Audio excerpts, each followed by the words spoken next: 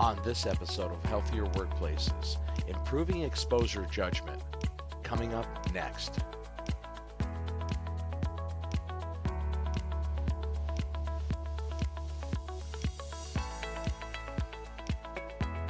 The importance of industrial hygienists and OEHS professionals has never been better recognized. Safety science experts keeping workers and communities safe. A mixture of science and application. AIHA is the association that represents these professionals and what they do.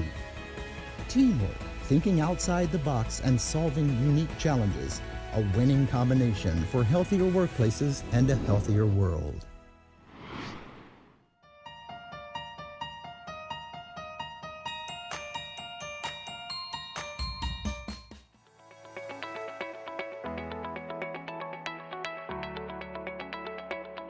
So welcome, Stephanie and Brent. Great to have you here on this topic of exposure assessment. And I guess I'll start by having each of you just give me a little background about yourself and your role in the field of occupational health and safety. So Stephanie, I'll let you go first on that. Sure. Well, currently I'm a senior EHS specialist with 3M Company, where I've worked in corporate safety and industrial hygiene for almost 21 years. But prior to that, I spent about 5 years in the oil and gas utility in the Minneapolis-St. Paul area. And I started my career in graduate school while working for Minnesota OSHA, and I have a bachelor's degree in chemical engineering. Great. And Brent, how about you?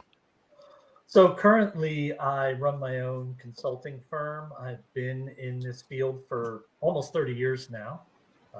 Time flies, right? So I originally started out as a mechanical engineer. I got my interest and start kind of in industrial ventilation, and then I spent most of my career focused on industrial hygiene with some occupational safety. And I spent some years in industry in utilities and pharmaceuticals, and then the past 15 years I've been consulting. How has the industry and your understanding of exposure assessment and judgment evolved over the years? And I'll pose that to both of you, but Stephanie, we'll toss it your way first.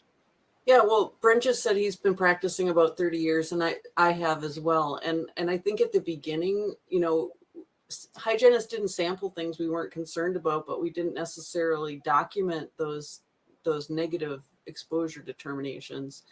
And we were also a lot of times trying to make decisions with 0 or 1 sample, which isn't really the best way to do that.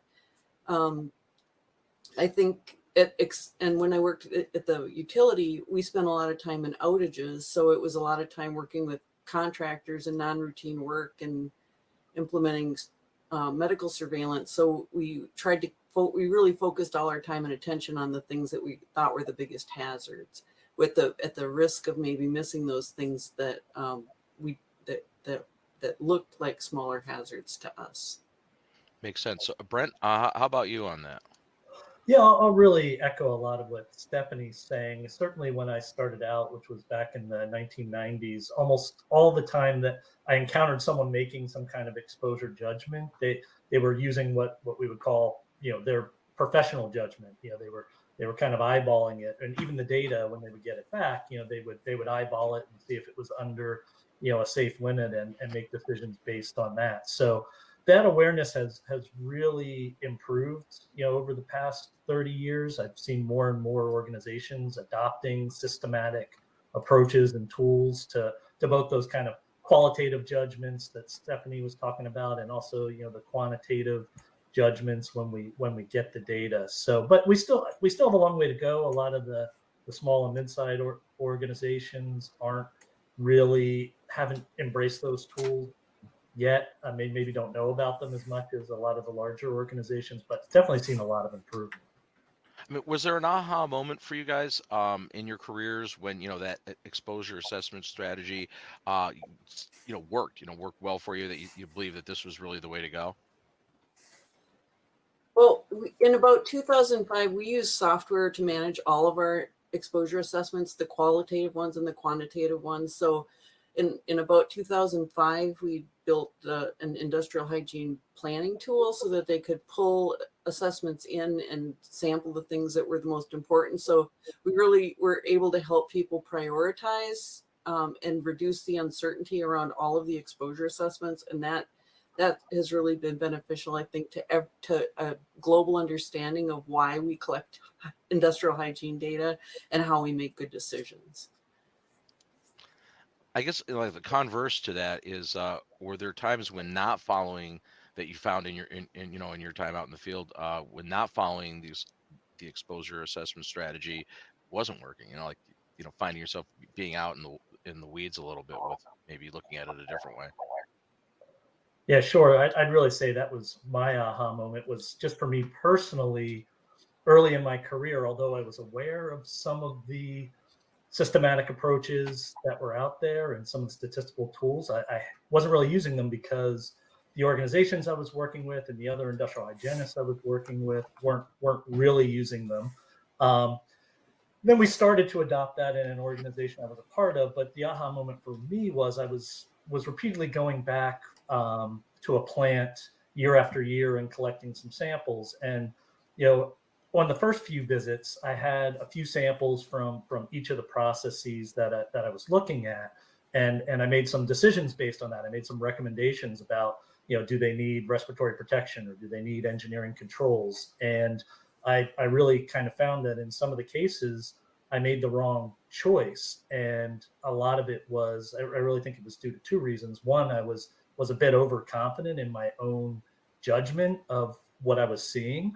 And then also I just hadn't adopted a really good systematic approach. And some of the criteria, even though the company I was working for was implementing some new criteria, we hadn't really got it right yet. And I didn't totally have a good feel for when something was okay or not, or when I had enough information to really make a good decision. So that really opened my eyes.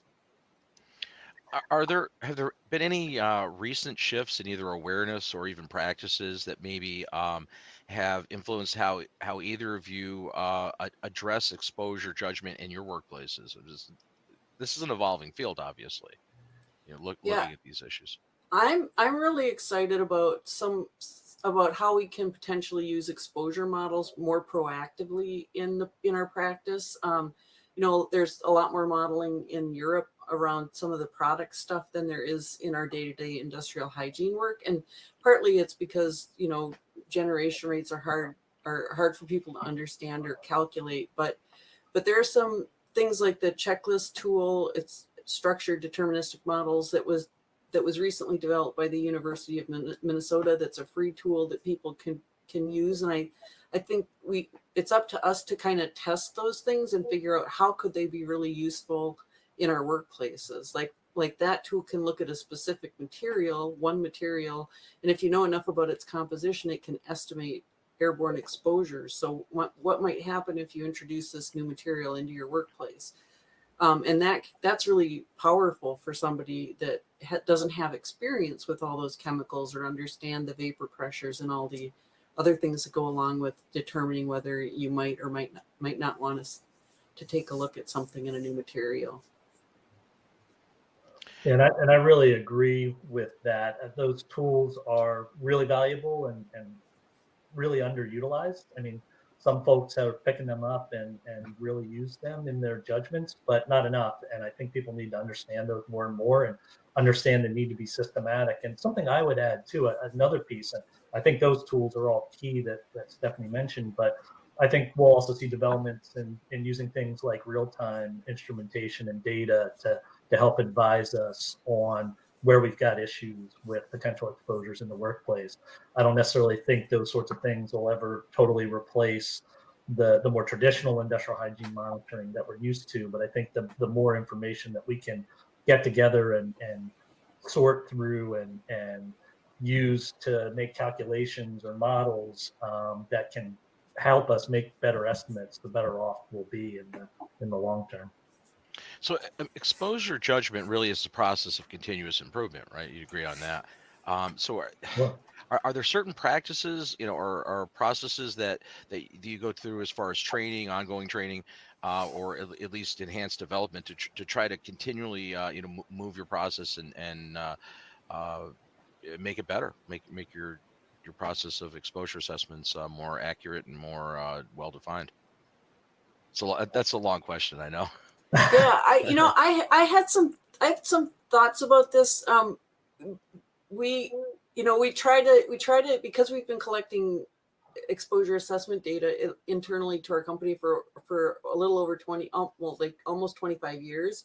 We have a lot of data to look at, but when I first started, I thought, well, that's cool. Maybe I can figure something out about welding. But then I realized that we were collecting all the welding data under welding, and we weren't segregating it by the MIG and the TIG and the shielded metal arc welding and the cutting. And I needed everybody to separate it. So we had to have a specific education campaign on what is welding, why are welding different, what are the controls that different kinds of welding require, and when do we sample, and how do we separate this and create more different segs for the different types of welding that happen in our operations, so that we could understand each one separately and we could control each one appropriately.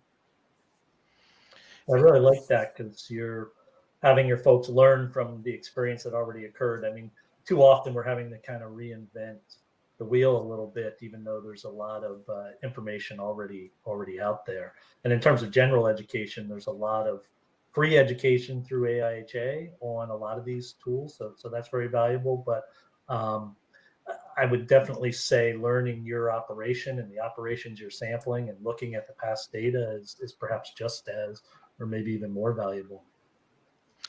Are there specific skills, the professionals in this area should be looking at to hone their skills and be more effective? I think if people don't rely only on your expertise, but continue to be curious about things and to keep asking questions.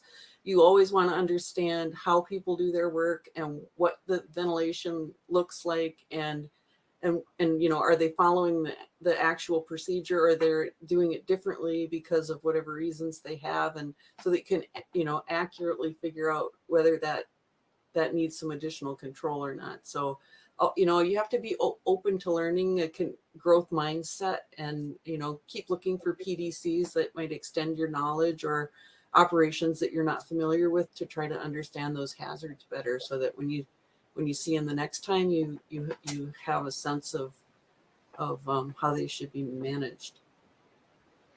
Makes sense. I mean, I would think, both of you have had fairly long careers, in addressing these things. And, over the course of that time, have you seen a shift in mindset of how you, how occupational health and safety professionals address these things in the workplace? Or is it really been kind of like a more of a slow progressive evolution here?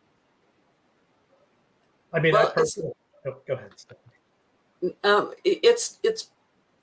I've spent the last 20 years training people globally, so we really do have a large group of people in 3M that are doing exposure assessment the same way, and that are helping new people along in the process of always never saying that the exposure was above or below an OEL, of always looking at it with a statistical treatment, always understanding the whole exposure assessment, and doing the assessments before we ever collect data. So we do have a global process for that is globally understood and has been globally implemented for a long time. So I really feel like that most of the people that I work with on a daily basis could easily pass the registry that AIHA has developed around exposure judgments, because it matches the process that we're using. So I'm encouraging people to look at that as a continuing improvement process to get registered for exposure decision making, because it's something that they've got a lot of practice in, and we continue to push forward. Brent, do you have something to add on that? Yeah, I do. I mean, I think it's really important for every organization, particularly the large organizations, to have a systematic approach and to be speaking the same language, and you're going to be a lot more successful that way. But I also think, from my experience, there's never really going to be a one-size-fits-all approach. And and even if you look at the AIHA exposure assessment strategies, it's not necessarily designed as a one-size-fits-all. There's a lot of ways to adapt that to fit your needs. But just give an example. I was working with one organization where they had adopted a standard where for every process they were going to collect industrial hygiene data for, they were going to collect at least 6 samples, and they wanted to have 95% confidence that the 95th percentile was under the occupational exposure limit. So I think that's something great to aspire to. And if I was wanting to, if there was a situation where there were a lot of workers exposed to something that had some pretty serious health effects, I'd want at least that much data, maybe more, and that much confidence in terms of my exposures being below the limit. But it's not going to ever be feasible for all organizations to collect that much data for every scenario. And I think what happens sometimes is sometimes some organizations will set a standard like that, and they get caught chasing getting enough data to meet those criteria, and then maybe they're not sampling at all in an area that they haven't really thought about yet. So we need to be able to adapt to each organization, each scenario, and each need to kind of adapt this. But we still need to have that systematic approach and that understanding of what this data really means. And we can't make a decision with 1 or 2 or often even 3 or 4 data points, depending on how much confidence we can really have in that data. I mean, how can exposure judgments be custom tailored to individual workplace hazards or even industries in general? I mean, obviously, there's not, like I think you alluded to this. There's not one size fits all, and if you try to make a carte blanche standard of how you're gonna do these assessments across the board, you get yourself maybe cornered, not being able to adapt to an individual particular circumstance. Well, I'll speak a little bit to it because in a lot of cases, industrial hygienists are trying to put people into groups that they call similar exposure groups. And what I found is that works really, really well for noise, because noise is a full shift exposure that we have, in places where we have noise. So it makes sense that we would have a similar exposure group across a whole shift for an agent such as noise. But we have trouble because of the nature of our operations of having full shift chemical SEGs, because the processes that are being made it's not the same thing for the whole shift. It may alternate and have multiple. So chemical SEGs are not as common. We organize the chemical assessments around activities and shift sometimes, but not. It's not as clean as what we can do with noise. Yeah, that makes sense. And from my perspective, I think a lot of times the criteria we're going to use has to be adapted to the situation. And some folks are nervous about that because they're like, well, okay, our criteria is we need 95% confidence that the 95th percentile is under the limit. Well, in many cases, we may be able to identify scenarios where there's very low potential for exposure, very few workers exposed, and maybe we're collecting data just to reinforce that belief. And in those cases, we may not need the amount of data that it would take to get 95% confidence. And then there's other scenarios like I was alluding to before, where we have a lot of workers exposed. The long-term health effects are pretty serious here, and we better have a high degree of confidence. So in my opinion, we need, again, to adapt to those different situations and to the workplace. And it's always more complicated, right, Stephanie, as you're saying. I mean, it's not usually exactly 8 hours of exposure to a particular process, or if we're looking at a stale, rarely is it easy to identify, okay, it's just this 15 minutes. Yeah, which 15 minutes? So where are we sampling and how? So we've got to adapt and think about it and be systematic and kind of when and where and how. And that's where I think some of these other tools, certainly the modeling, that we were talking about before, but also real-time instrumentation, I've tried to implement more and more often as I'm collecting data on exposure to something. If it's something that's a volatile organic compound or a dust that I can somehow supplement with some real-time data and see those fluctuations, it can really help advise me in interpreting those few data points I might be starting with that maybe don't have a lot of statistical power yet, but I can have a lot more knowledge to make some decisions moving forward. Yeah, and I think we need to continue getting the word out there. One thought I have is, I have 2 thoughts, I guess maybe I would add. One is, and this is part of our role as part of the Improving Exposure Judgments Advisory Group, is how do we get the word out there? How do we get people involved with embracing these tools and using these tools? And so we're doing a lot of work around that. And so we need to continue to be creative in that regard and to continue to get the word out. So that was one thought I had that kind of maybe wraps this up. But another thought I had is I think we also need to look outside of our job field and learn from things that other folks are doing. I mean, there very well could be some good things to learn from what EPA is doing with their data analysis. I think they also might have a lot to learn from us in some cases, but it goes both ways, right? And there are things going on in Europe with how they approach things that are different than how we do it here in the States. And I think we have a lot to learn from each other from those different approaches, because it might help us adapt and make our approaches not try to have that one size fits all where we're trying to do a square peg in a round hole, but we have a bigger toolbox to be able to make these decisions with. Closing thoughts, Stephanie? I mean, there's still a free webinar for 8 hours worth of continuing education. That's fantastic material. I know I told all of my colleagues, I said, you got to go listen to this. And if you miss anything, make sure you don't miss Paul Hewitt's section, because those are the tools that we're using. And even I got some brand new ideas listening again to all of the speakers talk about statistical treatments of data, and it spurs further thinking and learning about all these tools.